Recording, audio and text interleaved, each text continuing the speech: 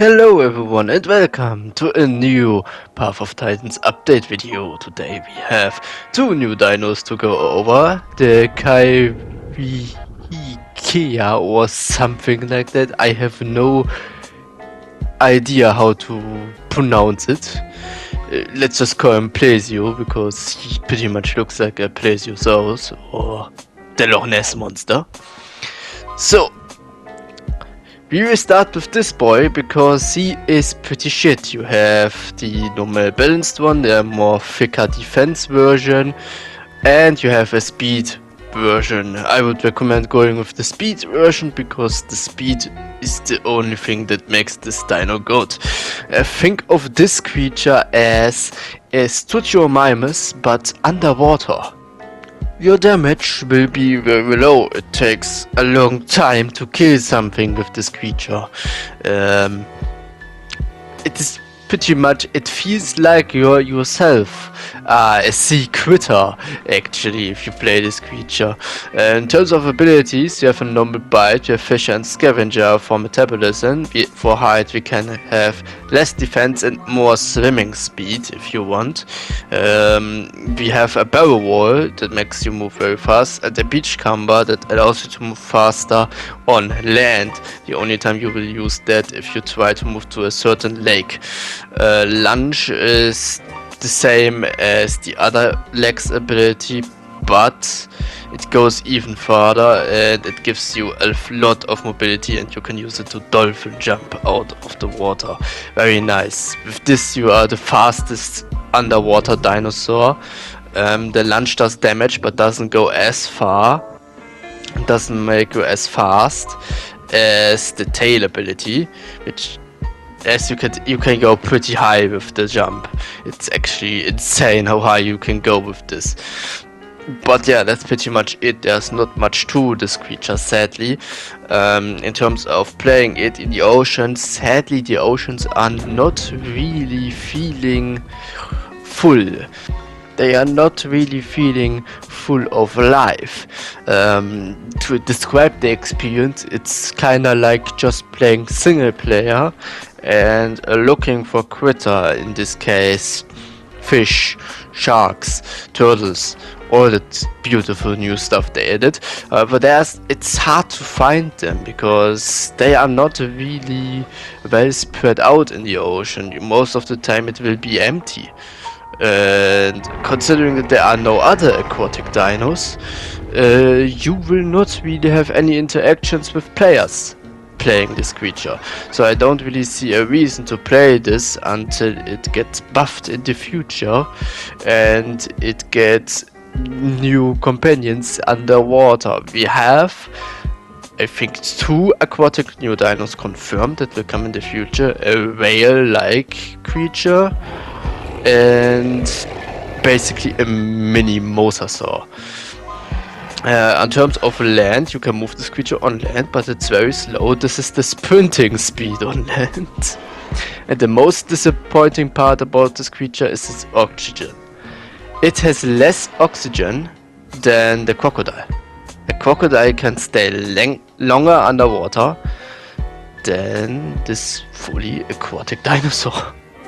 I'm not even kidding. I can look out underwater with a crocodile, but not with this creature because it might drown.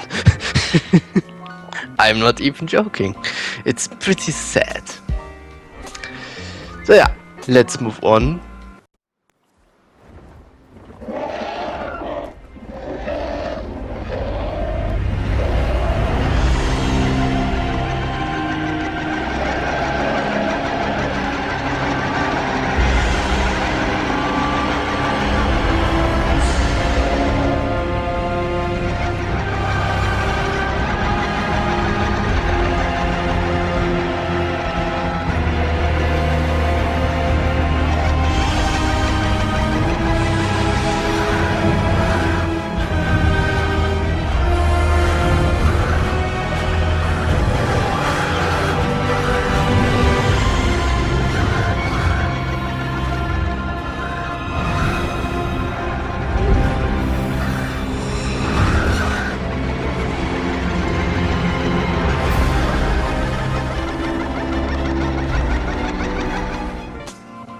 this is the new flyer, Thalassodromius.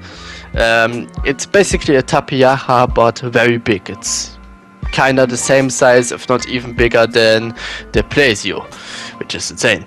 You have a jump plus incoming damage. I played with this a lot because I was curious about the plus jump. You have a plus oxygen sensor and the basic balanced. The jump plus incoming damage, it's not really worth it. I think the best choice here is the balanced version. The plus jump, you will need to press jump while you're in the air, so the plus jump is supposed to make it easier to fly. However, if you would now go with anything like the balanced version, the one I recommend, and not the jump version, we can still, without any problems, fly without having to like climb off on a rock or something. Like, you can still easily take off, and now you take less damage because you don't have the plus incoming damage. The reason why the oxygen isn't worth it is because you have so much oxygen already, you have no trouble diving really deep without any problem. And the minus stamina, you would as much stamina as you can possibly have. I will also show you a method on how to fly faster without using the sprint. Meaning you will consume less stamina, you will also gain extremely high altitude very fast. And it's just like this. As you can see, I get the speed boost from the dive. Now the dive means you look down while holding W or the stick forward, depending on PC or controller, and that makes you dive. However, if you hold the jump button while doing that, instead of diving down, you will dive up. So you go up and you have the speed of the diving down, and you can actually just go through the entire map very quickly with this without using a lot of stamina, because I'm not using the sprint. If you use the sprint, there's no difference in speed. So yeah, this makes you fly extremely fast. It's a pretty dumb method. I think it's a bug, so this might be patched in the future. In the last update that came out, I tested it again.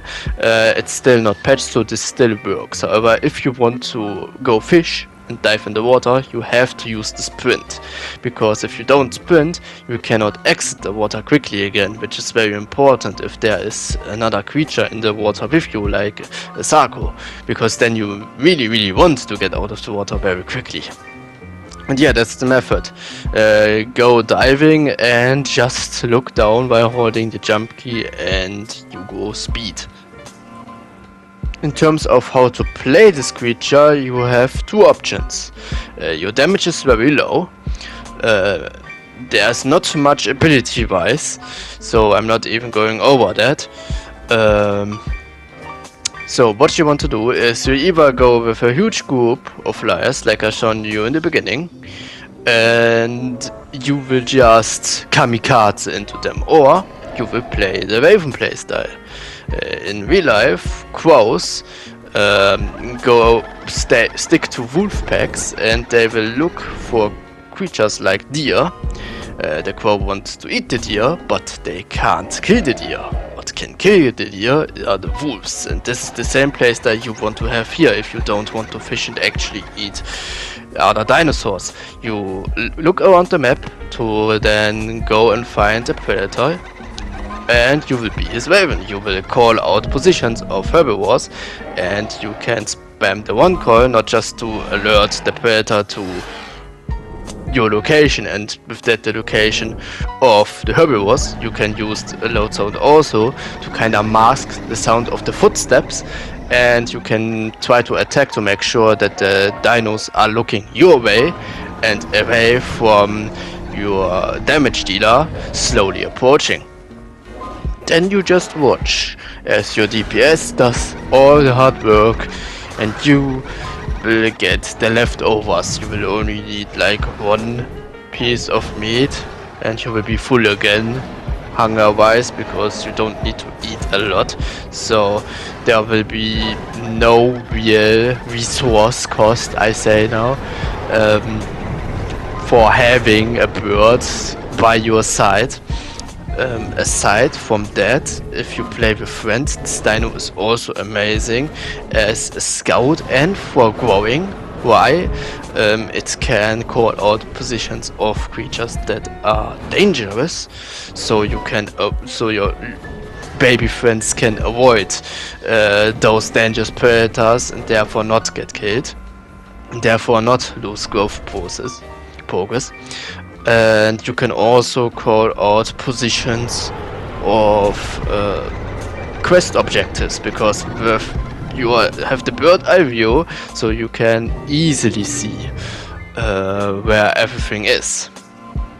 If you have a predator that is based on bleed damage, you will also be very useful, because if the prey runs away and bleeds, you can chase and you can prevent that creature from lying down, and it will eventually either die to the bleed or you will eventually kill it, because it has so much low health from the bleeding that you will only need a couple hits.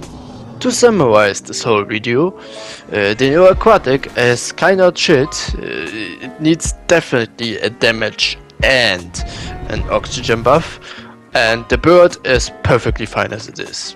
There has to be nothing changed about it. It's perfect. The damage is low, which is a good thing, because like I said, it's supposed to be like this Raven Crow playstyle where you call out positions. You are supposed to be a scout, a support, not a damage dealer with this creature. Though I'm very excited because we have another flying creature on the way, which is basically a flying giraffe, and it's kind of like a Quetzal. I forgot its name though. And I can see this thing being perhaps a little bit more problematic, because it will probably be the more damage dealing of the two birds. But what it can do, we will see once it's out. Before I end the video, I forgot something. Combat. With the bird, if you fly into something, be it an object or even another dino, you will take damage. With the jump plus incoming damage one, you will take even more damage. And the other dino that you're flying into will also take damage, but not a lot. You will take, especially with the jump plus additional damage one, you will take more damage than you will deal. Basically, you will kill yourself with that version, unless you break. You can break by using the precise movement button and holding it. That way you will hover in the air, that will kill your speed, and therefore will make sure that you don't take damage from flying into people. This will be very hard to use, because doing that will make you very easily hittable, because you hover on spot and you lose all your mobility. So you will have to learn on how to dive down to an enemy and break at the perfect time to still be in hitting range, as well as being able to quickly move away once the enemy can attack you. So fighting with the bird will be very hard. Thank you all for watching, and we'll see you in the next video. Have a nice day.